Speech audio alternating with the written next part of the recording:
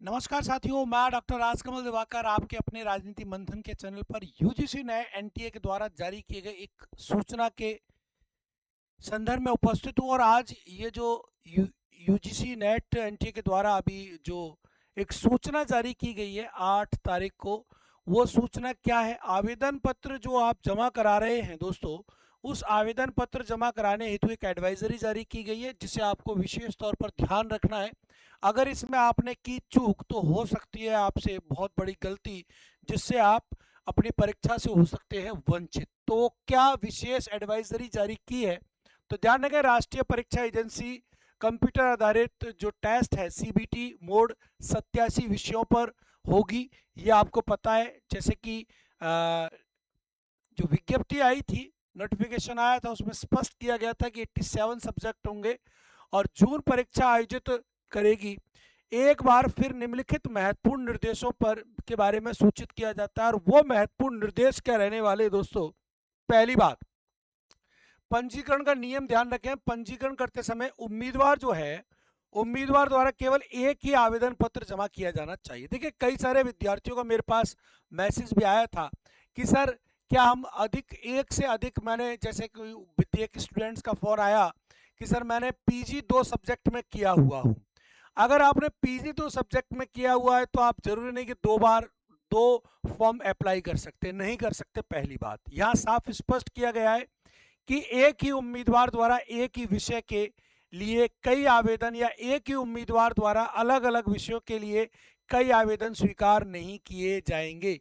आपने अगर पीजी किया है कई विषयों में, तो आप एक समय पर एक ही विषय के साथ यूजीसी एनटीए के द्वारा आयोजित परीक्षा दे सकते हैं, 2 विषयों के साथ नहीं दे सकते। पहली बात तो ये क्लियर कर ले।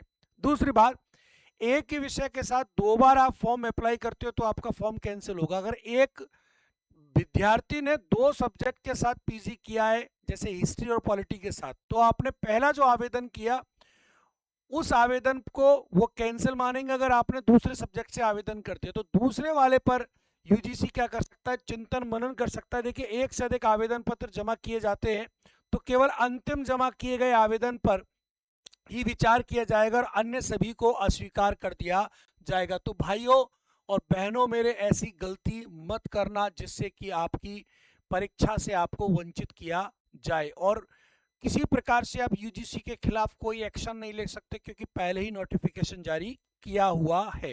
दूसरी महत्वपूर्ण बात, आप जब विषय का चयन करें तो आवेदन पत्र भरते समय उम्मीदवारों को अपने विषय का चयन बहुत सावधानी से करना चाहिए, क्योंकि जमा करने के बाद किसी भी बदलाव की अनुमति नहीं दी जाएगी। एक बार आपने अगर फॉर्म सब्जेक्ट फिलअप कर दिया तो बाद में कभी भी कैसी भी कंडीशन में चेंज नहीं होगा।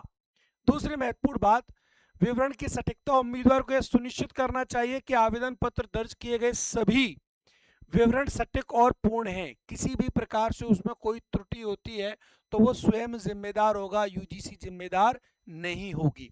साथ ही साथ मैं आपको बता दूं, उम्मीदवार को आगे सलाह दी जाती है कि वे यूजीसी की नेट जून 2026 की परीक्षा के लिए नवीनतम अपडेट और नोटिस और जानकारी के लिए नियमित रूप से एनटीए की वेबसाइट पर जाते रहें और वहां अपने चीज़ों को ध्यान रखें, नोट करते रहें, क्योंकि यूजीसी जून से पहले कई प्रकार के ऐसे नोटिस जारी करेगी और हमारे राजनीति मंथन के चैनल के माध्यम से हम आपको समय समय पर अवगत अवश्य कराते रहेंगे। तो आज के लिए इतना ही, मिलते हैं फिर अगली इन्फॉर्मेशन के लिए।